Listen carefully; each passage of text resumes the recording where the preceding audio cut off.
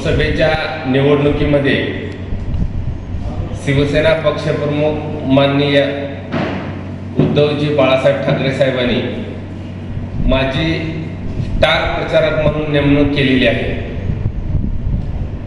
प्रथमतः मी उद्धव साहेबांचं, आदित्य साहेबांचं, शिवसेनेच्या नेत्यांचं मनपूर्वक आभार व्यक्त करतो। आपण दाखवलेला विश्वास याला कुठेही तडा जाणार नाही आणि स्वार्थ ठरवून दाखवेनच, परंतु निवडणुकीच्या प्रचार दरम्यानमध्ये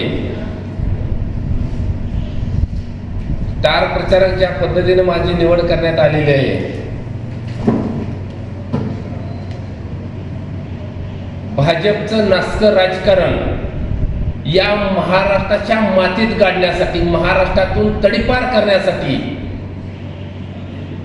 आम्ही या माध्यमातून लोकांपर्यंत, जनतेपर्यंत, गावगाड्यात, खेड्यापाड्यापर्यंत पोहोचणार आहे आणि जनतेच्या लक्षात आणून देणार आहे की भाजप म्हणजे आणि भाजपचे विचार जे आहेत ते नासक्या आंब्यासारखा आहे।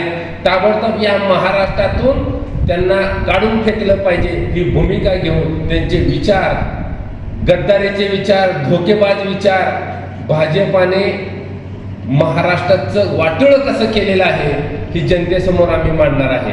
भाजपाने राजकारण कसं नासवलेलं आहे हे आम्ही जनतेपुढे मांडणार आहे। भाजपाने शेतकऱ्यांचं किती नुकसान केलेलं आहे, शेतकऱ्यांच्या हमी भावाचा कचरा करून टाकलेला आहे हे आम्ही जनतेपुढे मांडणार आहे। आमच्या गोरगरीब कितीतरी आया बहिणींना गॅस घ्यायची ऐपत राहिलेली नाही। भाजप 500चा गॅस 1100-1200 रुपयाला करून ठेवला हे आम्ही जनतेपुढे व्यवस्थितपणे मांडणार आहे आणि येत्या निवडणुकीमध्ये भाजपला तडीपार केल्याशिवाय आम्ही स्वस्त बसणार नाही।